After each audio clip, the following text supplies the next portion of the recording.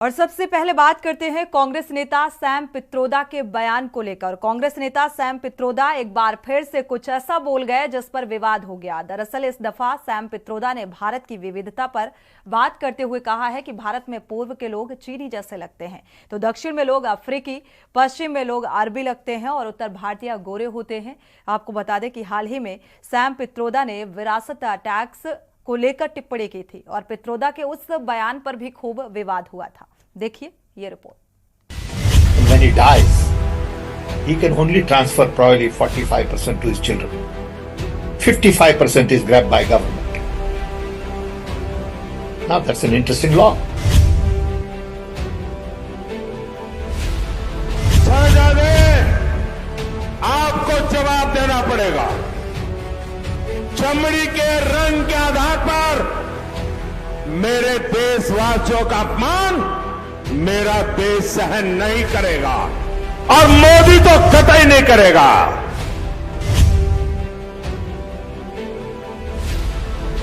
Indian overseas Congress के अध्यक्ष Sam Pitroda ने विरासत टैक्स के बाद भारत की विविधता को लेकर एक विवादित बयान दिया है, जिससे सियासी गलियारों में हंगामा खड़ा हो गया।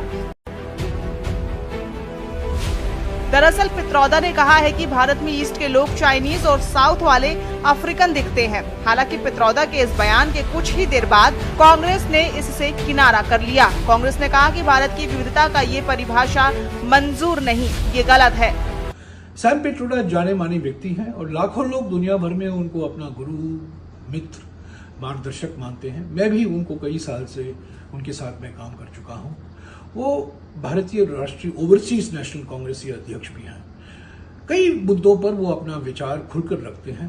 जो मुद्दे वो उचित समझते हैं, जो महत्वपूर्ण समझते हैं, वो उन पर अपनी राय देते हैं। पर इसका माने ये नहीं है कि ये जो राय उनकी राय है ये भारतीय राष्ट्रीय कांग्रेस की राय है।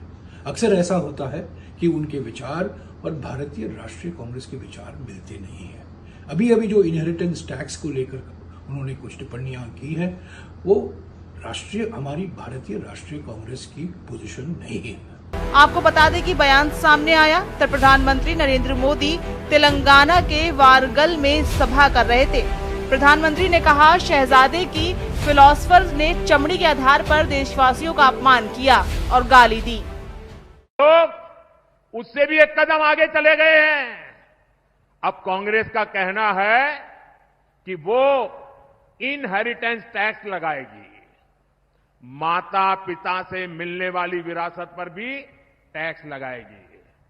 आप जो अपनी मेहनत से संपत्ति जुटाते हैं वो आपके बच्चों को नहीं मिलेगी, बल्कि कांग्रेस सरकार का पंजा उसे भी आपसे छीन लेगा।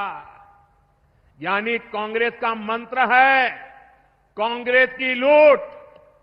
कांग्रेस का मंत्र है कांग्रेस की लूट, जिंदगी के साथ भी और जिंदगी के बाद भी। पित्रोदा का एक वीडियो सामने आया है जिसमें उन्होंने कहा कि भारत जैसे विविधता वाले देश में सभी एक साथ रहते हैं। यहाँ पूर्वी भारत के लोग चीन के लोगों जैसे, पश्चिम भारत में रहने वाले अरब जैसे और दक्षिण में रहने वाले अफ्रीकी लोगों जैसे दिखते हैं, लेकिन इसके बावजूद फिर भी हम सभी मिलजुल कर रहते हैं। सैम पित्रोदा के इस वीडियो से बवाल मच चुका है। इस नस्लवादी टिप्पणी पर भारतीय जनता पार्टी ने पलटवार किया। पीएम की तल्ख टिप्पणी के बाद अनुराग ठाकुर, रविशंकर प्रसाद, सुधांशु त्रिवेदी, असम के मुख्यमंत्री हेमंत बिस्वा शर्मा, तिरुवनंतपुरम से बीजेपी उम्मीदवार और केंद्रीय मंत्री राजीव चंद्रशेखर, बीजेपी सांसद तेजस्वी सूर्या, बीजेपी प्रवक्ता शहजाद पूनावाला और भाजपा मंडी उम्मीदवार कंगना रनौत ने सैम पित्रोदा की इस टिप्पणी पर जमकर हमला बोला है। सैम पित्रोदा भारत को क्या समझते हैं, ये तो बार बार स्पष्ट हो रहा है कि वो फेलियर हैं, देश को नहीं समझते, राहुल गांधी के एडवाइजर हैं। अब मैं समझ गया कि राहुल गांधी इस तरह से अनाप शनाप क्यों बोलते हैं, तो इस पर क्या टिप्पणी की जाए। ये हार की हताशा है, न हिंदुस्तान समझते हैं न देश की विरासत समझते हैं। शरद पवार ने जो कहा ऐसे देने का काम करते हैं, तो दूसरी ओर अब हमारे भारत के पूर्व के जो निवासी हैं उनको चीन के साथ में कहते हैं, उनकी शक्लें चीन जैसी दिखती हैं। पश्चिम वालों की अरब जैसी दिखती है, उत्तर वालों की अंग्रेज की तरह दिखती है और दक्षिण वालों की अफ्रीकन की तरह दिखती है। इससे बड़ा जातिवादी बयान क्या हो सकता है? कितना बांटोगे जाति के नाम पे, क्षेत्र के नाम पे देश को, और ये देश अब स्वीकार नहीं करेगा। देश सबका साथ सबका विकास इसी मूल मंत्र के साथ आगे चलता है, लेकिन कांग्रेस का घिनौना चेहरा पशुधन, स्त्री धन छीनने वाला, आपकी संपत्ति छीनने वाला, और अब आपको जाति के नाम पर नीचा दिखाने वाला सामने आया है। जिसके लोकसभा का चुनाव आगे बढ़ता जा रहा है, कांग्रेस के चेहरे से नकाब उतरता चला जा रहा है और वो देश के अंदर, भीतर और बाहर सब तरफ से वो नकाब उतर रहा है। आज पुनः एक बार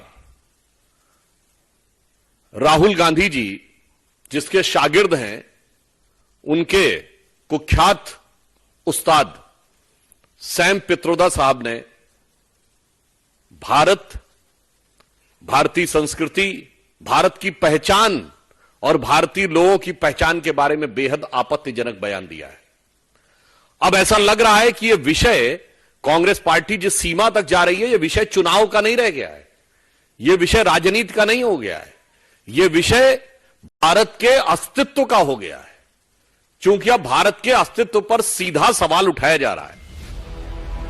बता दें कि कुछ दिनों ही पहले ही इंडियन ओवरसीज कांग्रेस के अध्यक्ष सैम पित्रोदा विरासत टैक्स के बाद विवादित हो गए थे। भारत के अलग अलग हिस्सों में रहने वाले लोगों की विवादित रूप से तुलना कितना उचित है, इसको लेकर सवाल खड़े किए जा रहे हैं। उन्होंने कहा है कि हम अलग अलग भाषाओं, धर्मों और रीति रिवाजों का सम्मान करते हैं। ये वही भारत है जिस पर मेरा भरोसा है, जहाँ हर किसी का सम्मान है और हर कोई थोड़ा बहुत समझौता करता है। बता दें कि कांग्रेस के वरिष्ठ नेता राहुल गांधी ने एक बयान में कहा था कि अगर चुनाव के बाद उनकी सरकार सत्ता में आई तो एक सर्वे कराया जाएगा और पता लगाया जाएगा कि किसके पास कितनी संपत्ति है। उनके इस बयान के बारे में जब सैम पित्रोदा से पूछा गया तो उन्होंने अमेरिका में लगने वाले विरासत टैक्स का जिक्र किया था।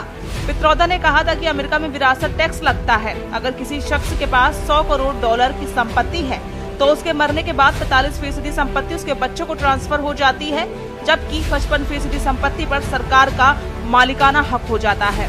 उन्होंने कहा था कि ये बहुत ही रोचक कानून है। इसके तहत प्रावधान है कि आपने अपने जीवन में खूब संपत्ति बनाई है और आपके जाने के बाद आपको अपनी संपत्ति जनता के लिए छोड़नी चाहिए। पूरी संपत्ति नहीं बल्कि आधी, जो मुझे सही लगता है। लेकिन भारत में ऐसा कोई कानून नहीं है। यहाँ अगर किसी के पास 10 अरब रुपए की संपत्ति है तो उसके मरने के बाद उनके बच्चों को सारी की सारी संपत्ति मिल जाती है, जनता के लिए कुछ नहीं। मुझे लगता है कि इस तरह के मुद्दों पर लोगों को चर्चा करनी चाहिए। मुझे नहीं पता कि इस चर्चा का निचोड़ क्या निकलेगा। हम नई नीतियों और नए प्रोग्राम की बात कर रहे हैं जो लोगों के हित में हो, न कि सिर्फ अमीरों के हित में हो। मालूम हो कि पित्रोदा के इस बयान पर खूब विवाद हुआ था। Let me tell you, in America, there is an inheritance tax. So if, let's say, one has $100 million worth of wealth, and when he dies, he can only transfer probably 45% to his children. 55% is grabbed by government. Now that's an interesting law. कौन है Sam Pitroda? Sam Pitroda का पूरा नाम सत्यनारायण गंगाराम पित्रोदा है। उनकी पहचान telecom inventor और entrepreneur के तौर पर है। वो लगभग 50 साल से टेलीकॉम और कम्युनिकेशन टेक्नोलॉजी पर काम कर रहे हैं। भारत के उड़ीसा के तिलीलालगढ़ के गुजराती परिवार में 1942 में उनका जन्म हुआ। 7 भाई बहनों में पित्रोदा तीसरे नंबर पर हैं। वडोदरा के महाराजा सयाजीराव यूनिवर्सिटी से फिजिक्स और इलेक्ट्रॉनिक्स में मास्टर्स डिग्री ली। आगे की पढ़ाई के लिए वो अमेरिका चले गए। 1964 में शिकागो से उन्होंने फिजिक्स से मास्टर्स डिग्री हासिल की थी। वे पढ़ाई पूरी करने के बाद 1965 में टेलीकॉम इंडस्ट्री से जुड़ गए। 1975 में उन्होंने इलेक्ट्रॉनिक डायरी का आविष्कार किया था। ये उनका पहला पेटेंट था। अपने करियर में उन्होंने कई पेटेंट दाखिल किए। उन्होंने मोबाइल फोन पर बेस्ट ट्रांजैक्शन टेक्नोलॉजी का पेटेंट भी दायर किया था। कई अहम जिम्मेदारियां संभाली।